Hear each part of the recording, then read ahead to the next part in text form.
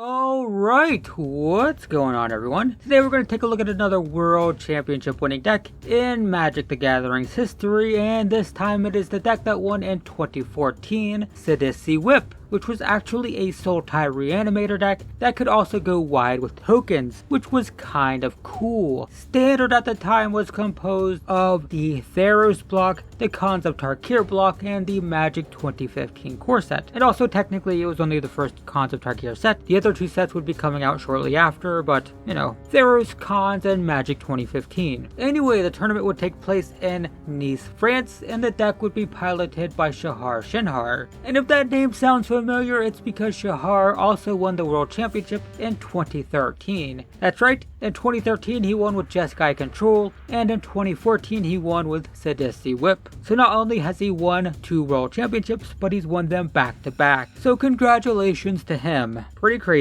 Right, so this deck is a little bit complicated, so let's take this slowly. First off, it played Sidisi, Brute Tyrant. Remember that this is a Reanimator deck, so it needed to fill the graveyard, and Sidisi does a fantastic job of doing that. When it enters play or attacks, you put the top 3 cards of your library into your graveyard. So not only do you automatically get 3 just for playing the card, but you have a repeatable way to fill your graveyard in the future if you can keep the board clear to attack. So that's not bad. And then the second ability says whenever one or more creatures is put into your graveyard, you get to create a 2/2 zombie. Now this is great because not only do you have a repeatable way to fill the yard, but it also gives you an alternate win condition for doing so by spitting out a bunch of tokens. Basically this is a Reanimator deck that's looking to dump stuff into the graveyard and reanimate them, but also just get some tokens, so why not? Now the second part of the deck's name comes from Whip of Erebos. So first off, it gives all of your creatures a lifelink, which is pretty good with all of these zombie tokens you can spit out. It makes you really hard to kill when you're generating a bunch of tokens that can jump block forever, and also they have lifelink to gain you a bunch of life. Then you can pay 4 mana and tap it to return a creature from your graveyard to play with haste. So there is your reanimation. Unfortunately, the creature doesn't get to stick around because it has to be exiled at end of turn. Basically, you get 1 combat phase to get 1 attack with the creature, and it gets lifelink while it attacks, and that's that.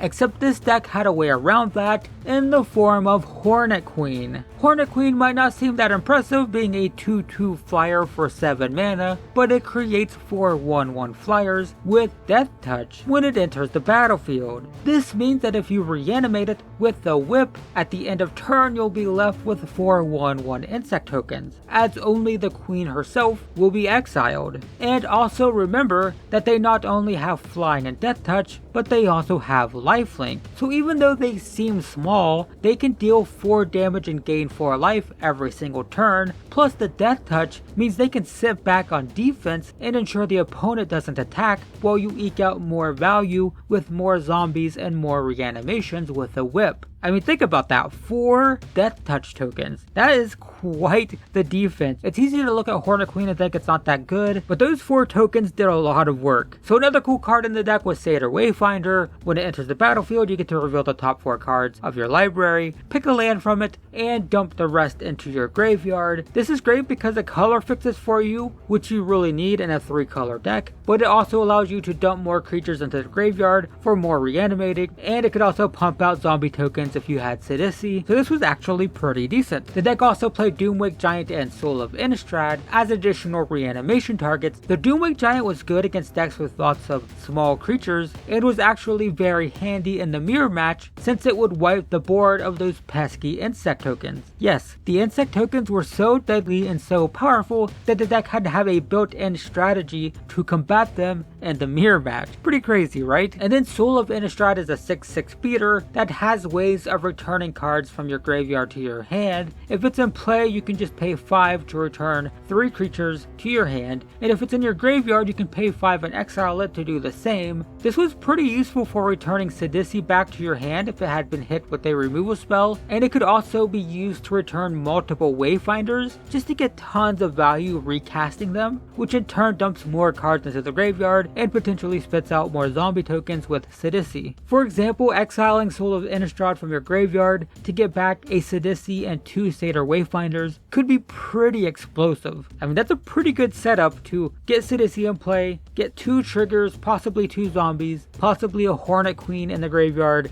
so on and so forth. It's actually pretty good. You could also reanimate the Soul of Innistrad and go attacking too. Again, remember that it'll have lifelink if you have the whip in play, so dealing 6 and gaining 6 is pretty good as well. Now, if you look at a lot of the key cards in this deck, you may notice that these cards are a little slow. The key cards start at 4 mana, which is pretty high on the curve, and you can't rely on blocking with the Wayfinders to stall every single game. So how did it survive the early game? Well, it had a couple of chunky butt blockers in the form of Sylvan Caryatid and Courser of Kruphix. The first is just a mana dork that has 3 toughness, and it has hexproof, plus it can tap for every color, so it could color fix in a 3-color deck, while also staving off early game attacks from aggro decks, so that's not bad. And then the Courser is a 2/4, which is kind of a nightmare for aggro decks, as it's got enough toughness to survive most attacks, while also having enough power to kill off attackers. So it was a very effective answer to early game threats from aggro decks. Then you also get to play with the top card of your library revealed, and then it lets you play the top card if it's a land, which not only meant you are insured to hit a lot of lands, but it also helps you draw more gas since you're playing through those lands that you have on top of your deck. So it was just a great way to both have lots of lands and also have more gas in hand. But then it also allows you to gain life whenever you play a land, which was actually really good because being able to not only stave off aggro decks but also allow you to recover from them by gaining life worked really well. These 2 creatures really allowed you to just survive long enough to get all of this crazy Reanimator stuff going. Then after that, it also played a black removal package in the form of Thoughtseize, Hero's Downfall, and Murderous Cut. Once again, all of these cards just allow the deck to stall for time. Thoughtseize lets you look at the opponent's hand and strip out any card that's going to be a thorn in your side. Hero's Downfall can destroy any creature or any planeswalker, and Murderous Cut can let you delve out all the extra stuff in your graveyard to kill a creature for very cheap, frequently 1 or 2 mana. And then finally, the deck played Ashiok Nightmare Weaver, which was mostly played just because it was a good planeswalker in the format. The +2 ability lets you exile the top 3 cards of your opponent's library, which was useful because Courser of Kruphix was very popular, and you could use that information to snipe cards that you didn't like. If your opponent was playing Courser and they had a card on top, and you're like, wow, I don't want them to draw that. +2, make it go away. Not bad. The -X ability then allows you to return cards exiled with it to the battlefield under your control, which is kind of funny because it kind of fits with the rest of the Reanimator theme, even though it doesn't actually synergize with it, because you're reanimating your opponent's stuff. So, it's kind of a Reanimator card, but also it doesn't reanimate stuff from your graveyard, you just get to steal your opponent's stuff. And then the -10 ability,